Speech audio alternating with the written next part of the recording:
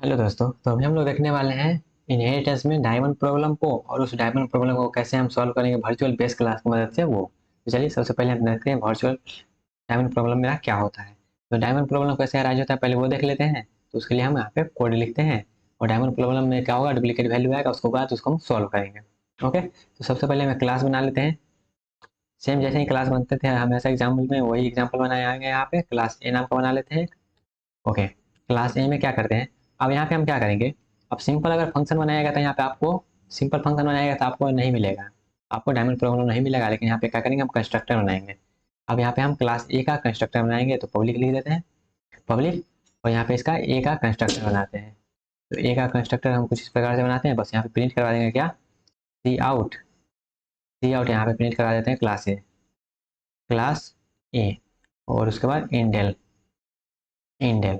अब यहाँ पे क्या करेंगे, क्लास ए का कंस्ट्रक्टर बना लिए, वैसे ही क्या करते हैं हम सबसे पहले डायमंड शेप का बना लेते हैं। सबको इनहेरिट करवा के डायमंड शेप का बना लेते हैं। इसको हम इनहेरिट करते हैं फिर से। तो एक मिनट गाइस, इसको हम फिर से कॉपी पेस्ट करते हैं और बनाते हैं अपना जो बनाना था वो। ओके, कंट्रोल भी, कंट्रोल भी, कंट्रोल भी, कंट्रोल भी। टोटल 5 रहेगा। एक ऊपर में, नहीं सॉरी 4, टोटल 4 रहेगा। एक ऊपर में, 2 नीचे में। जैसे जैसे कि हम डायमंड में बताया था, कुछ इस प्रकार से शेप रहेगा डायमंड शेप में। ये देखिएगा, डायमंड प्रॉब्लम में कुछ इस प्रकार का शेप था।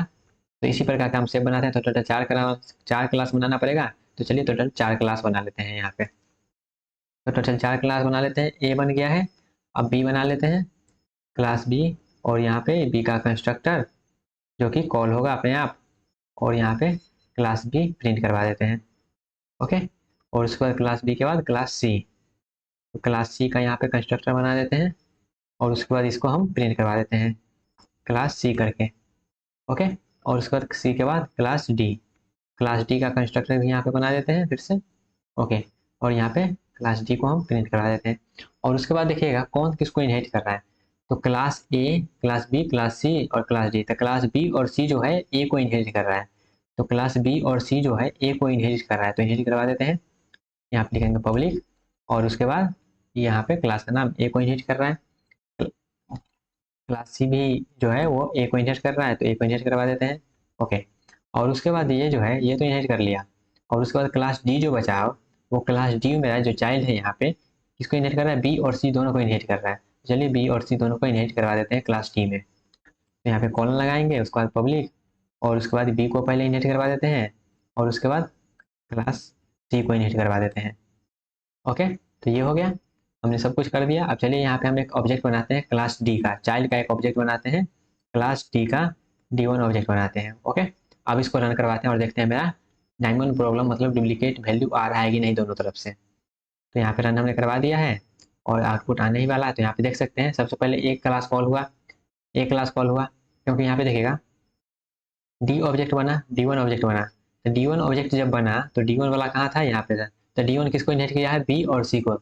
तो बी को इनहेरिट किया है, तो बी किसको इनहेरिट किया है, बी किया है ए को इनहेरिट। तो पहले ए क्लास कॉल हुआ, उसके बाद बी कॉल हुआ, उसके बाद फिर से देखिएगा ए 2 बार कॉल हुआ है, ए क्लास 2 बार कॉल हो गया। तो यहाँ पे डुप्लीकेट वैल्यू आ गया है, यहाँ पे डुप्लीकेट वैल्यू आ गया। एक तो बी की तरफ से आया, फिर एक सी की तरफ से आया, एक बी की तरफ से आया, एक सी की तरफ से। जैसे यहाँ पे देखिएगा, एक मेरा पेरेंट 1 की तरफ से आया वैल्यू, एक मेरा पेरेंट 2 की तरफ से वैल्यू आया। तो यहाँ पे देखिए, जो यहाँ पे क्लास ए और क्लास ए 2 बार आया है, तो डुप्लीकेट वैल्यू आ गया है। डुप्लीकेट वैल्यू आ गया तो इसी को बोलते हैं हम डायमंड प्रॉब्लम।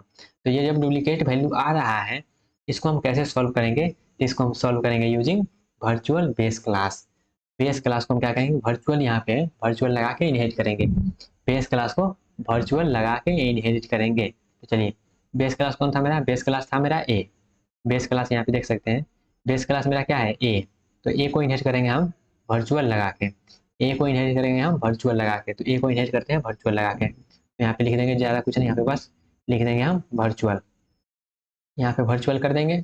ओके, फिर यहाँ पर भी वर्चुअल कर देंगे। जहाँ पे भी हमको इनहेरिट डुप्लीकेट वैल्यू हो रहा था वहाँ पे हम वर्चुअल लगा देंगे। उसके बाद ये प्रॉब्लम सॉल्व हो जाएगा। देखते हैं, यहाँ पे आप ट्विस्ट देखने को मिलेगा एक आपको। वर्चुअल लगा के हमने किया है, तो यहाँ पे देख सकते हैं क्लास, यहाँ पे जो ए आ रहा था 2 बार, वहाँ पे ए नहीं आया 2 बार। ओके, अब यहाँ पे कहिएगा क्या यहाँ पे दोनों पे लगाना जरूरी है, तो नहीं, हटा के देख लीजिए।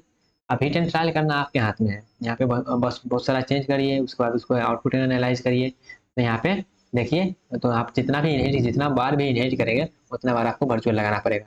अगर एक में वर्चुअल लगाएं दूसरे में नहीं लगाएं तो आपको हो सकता है काम ना करे।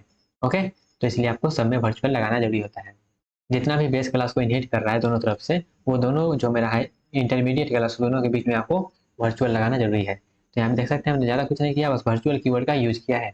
तो इसी को बोलते हैं वर्चुअल बेस क्लास। इसी को बोलते हैं क्या, वर्चुअल बेस क्लास का कंसेप्ट, जिससे मेरा क्या हो गया, डायमंड प्रॉब्लम सॉल्व हो गया। तो डायमंड प्रॉब्लम क्या था वो मालूम चला आपको। डायमंड प्रॉब्लम पहले हमने अराइज करवा के दिखाया, अराइज करने के बाद उसको कैसे हैंडल करेंगे वो देख लिए। तो आई थिंक आपको ये समझ में आ गया होगा क्या है मेरा डायमंड प्रॉब्लम और क्या था virtual base class. Okay guys, तो आई होप आपको ये सब समझ में आ गया होगा। तो यहाँ पे मेरा होता है इनहेरिटेंस समाप्त। तो अब आगे की टॉपिक देखेंगे गाइस नेक्स्ट वीडियो में। तो बताइएगा कैसा लगा है, अभी तक का कैसा चल रहा है। अगर कोई सजेशन देना होगा तो भी दे सकते हैं गाइस। मिलते हैं नेक्स्ट वीडियो में, तब तक के लिए bye bye, take care, all the best.